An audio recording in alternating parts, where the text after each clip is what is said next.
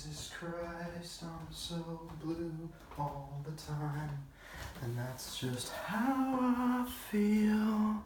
Always have, and I always will.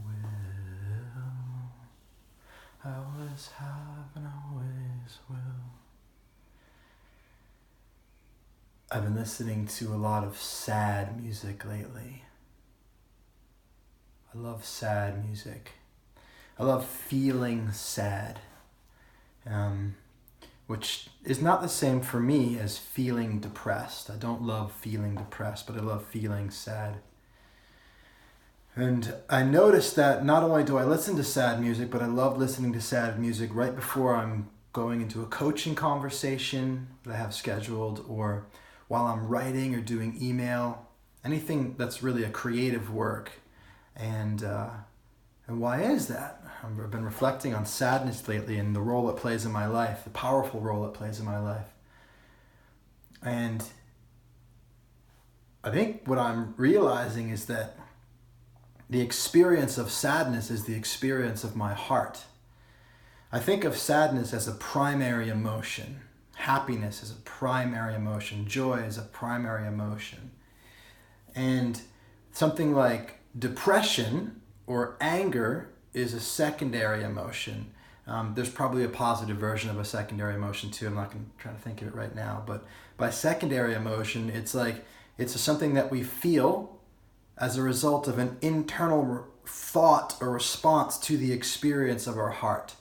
And so depression is really a sustained experience, a negative feedback loop of a sadness. And it's sustained through thinking about the feeling that's a resistance. So I don't like feeling this way, I'm stuck feeling this way, I shouldn't feel this way, I don't want to feel this way, and then it feeds back and you get kind of stuck in it. And it's just kind of, it's not changing, there's no fluidity, there's no movement, it just gets worse and worse. Or anger or frustration is like the resistance against what is, or something that I'm not liking in that moment, and then it gets exacerbated more and more. One of the ways that I've come into contact with this is through inquiry when I'm angry or frustrated, and I take the inquiry from anger to hurt to love, which I'll talk about in a second. But at least the first step, from anger to hurt, the only reason I'm ever angry is because something hurts. When my son scratches my face right now, I'm working on not getting angry when he scratches me, because then I can't father him in a way that's loving from that place of anger. But the only reason I'm angry at all is because it hurt that he scratched me.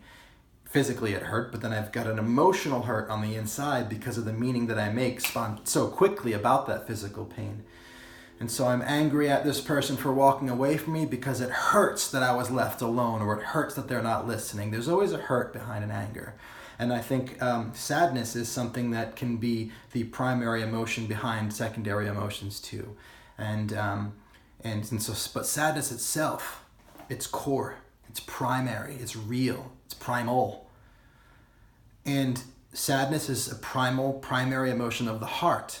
It's not a secondary emotion that we're creating through our thinking. It's something that our heart just, boom, it feels. And for me, to be in touch with a primary experience gives me access to all of primary experiences. And so one of the things that I think about with sadness is the only reason I could ever be sad is because I'm happy. The only reason I could ever feel hurt is because I love. So without the existence of happiness in me, without the longing for more of it, I couldn't experience the absence of it in a deep way, which is I experience as the pain of heartbreak. And for anybody who has immense experiences of love that come into their heart, maybe because they are in love, or they have a loved one that's in their life in family, or maybe they have a child, that you have these moments of these bursts of love in your chest, or your heart just feels almost like it's breaking. And when I say almost like it's breaking, that's really relevant. It's almost like it's breaking open, and your heart is breaking in the sense of sadness, because they actually are very much the same thing. The heart has an explosion of energy. Elation and sadness, they kind of feel really similar. And I watched a video once where somebody was talking about that idea of falling in love where you're simultaneously your heart is bursting but it's also breaking, and it's like we have this existential fear of losing something the moment we get it that we love. And so maybe that's it as well, or maybe these two, maybe feeling happy and sad aren't that different. Maybe they're two sides of the same coin. Maybe feeling love and hurt is two sides of the same coin, and maybe the only thing that really starts to separate them and make them different is the thinking and the meaning that we apply to that experience. I know that fear and excitement can be very much the same internal experience, but it's the meaning we apply to it that changes our experience of it and exacerbates it in one direction or the other, either useful as in positive or non-useful as in negative.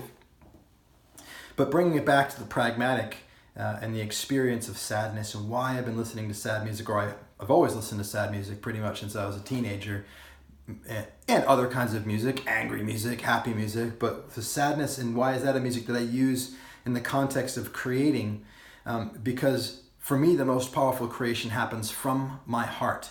And when my heart is activated, whether it's in elation and joy and happiness, or in the depths of sorrow and sadness, when it's active, the neurology of my heart is fired up. There's energy in that place. That means that my orientation, as far as a creator, is being driven from my heart.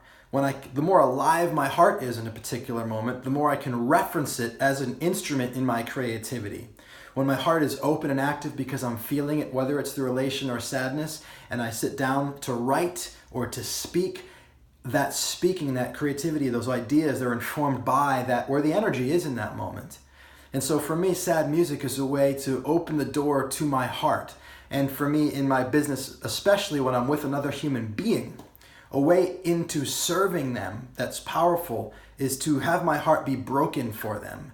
The more my heart breaks for another person, the more I'm drawn out of my cognitive concerns about self, and the more I'm drawn into the other person. And so listening to sad music while I literally sit and write email or write an article allows my heart to break subconsciously through being connected to the music, and that broken heart is then oriented towards the people that I'm creating with. Now, the power in this really, I'm not just saying if you just be sad, you're going to suddenly be creative. There's a practice in transmuting the experience of sadness into compassion, which is a form of love, and then into creation in action, and into action in form, and to create form. So it's like there's sadness, and through that sadness, orientation outward towards other, that open brokenheartedness orientated and focused on another person generates compassion, ideas, love towards that person, and with that love energy in the feeling of that wanting to love this person, even if the heart is open and broken because of something else, you put your focus on somebody, the feeling's just going to be applied there. And that outward energetic movement of compassion then applied to a context. If I'm writing an email, I'm writing an article, I want to help somebody with a video, it's like boom, all of a sudden all this energy of sadness comes into my speaking and into my writing for you.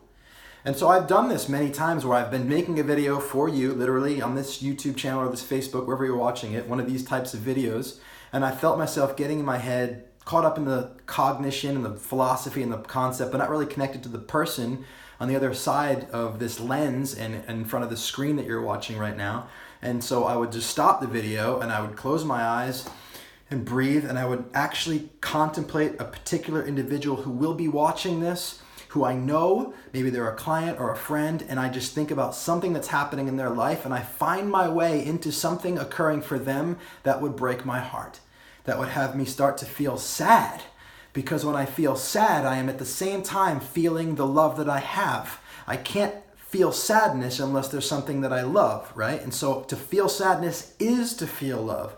And so the moment I touch sadness, the moment I break my heart open, I'm connecting with my love, and then I've connected with that channel of love that can move me towards you, another person, and I can ride along that energetic feeling of compassion and love for you, and then I can go back into the concept of the video, whatever it is I want to share, the insight, but I can do it driven by that loving compassion feeling for you.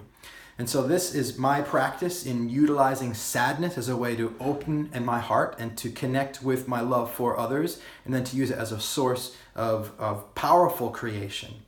You know, it's a way to infuse creating and the actions that you take with love. That's how to use sadness as a form of love. I hear pitter patter. I think my son's just come home, so I'm going to sign off. But I want you to know before he runs in that today is the perfect day for you to create who you are. You are loved and you are powerful, and I am loving you simply for your being here. I will talk to you soon. Bye.